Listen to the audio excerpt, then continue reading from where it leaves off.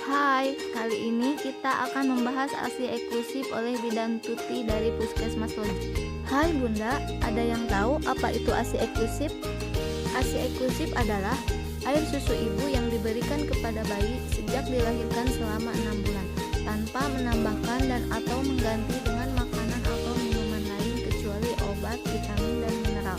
Ini menurut Kemenkes RI tahun 2019.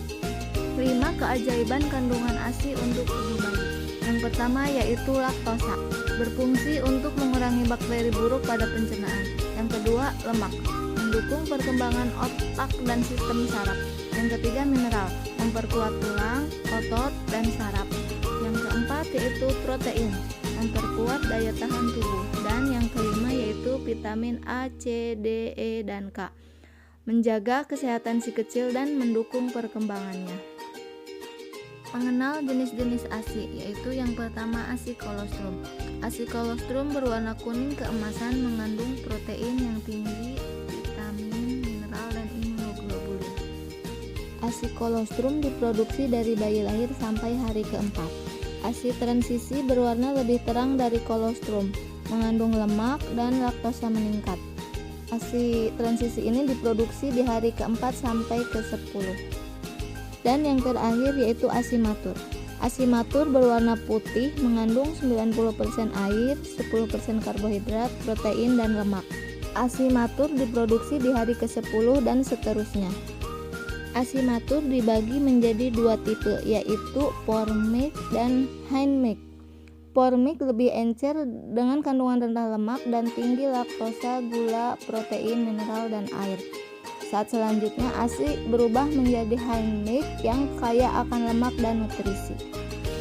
Manfaat ASI bagi bayi, yang pertama yaitu membantu perkembangan otak dan fisik bayi. Yang kedua, mencegah terserang penyakit. Yang ketiga, meningkatkan perkembangan kognitif. Dan yang terakhir, berat badan bayi menjadi ideal. Manfaat ASI bagi ibu, yang pertama yaitu menjalin hubungan kasih sayang ibu dengan bayi, mengurangi perdarahan setelah persalinan, mempercepat pemulihan kesehatan ibu. Yang keempat, menunda kehamilan berikutnya sebagai KB alamiah. Dan yang terakhir, mengurangi risiko kanker payudara. Manfaat ASI bagi keluarga yaitu yang pertama, tidak perlu biaya untuk pembelian susu formula. Yang kedua, tidak perlu waktu dan tenaga untuk menyediakan susu formula. Dan yang terakhir, mengurangi biaya dan waktu pemeliharaan kesehatan ibu. Pemberian ASI bagi ibu yang bekerja. Yang pertama yaitu beri ASI sebelum berangkat kerja. Kemudian keluarkan ASI pada malam dan siang hari bila berada di kantor setiap 3-4 jam sekali. ASI disimpan di lemari pendingin dan diberikan ketika ibu tidak di rumah. Kemudian ASI dihangatkan dengan merendamnya dalam air hangat. Dan yang terakhir yaitu ASI yang bersisa tidak boleh disimpan kembali di lemari pendingin. Cara menyimpan ASI di rumah. Yang pertama, ASI segar dalam suhu ruangan 19 derajat sampai 26 derajat Celcius, baik diminum hingga 4 jam. ASI dalam kotak pendingin min 15 derajat sampai 4 derajat Celcius, bertahan hingga 24 jam. Di dalam kulkas 4 derajat Celcius, ASI baik disimpan hingga 8 hari. Kemudian dalam freezer kulkas min 15 derajat Celcius dapat menjaga kualitas ASI sampai 2 minggu. Dan yang terakhir, ASI dalam freezer terpisah min 18 derajat Celcius bisa bertahan hingga 3-6 bulan. Hal-hal yang harus dihindari selama menyusui.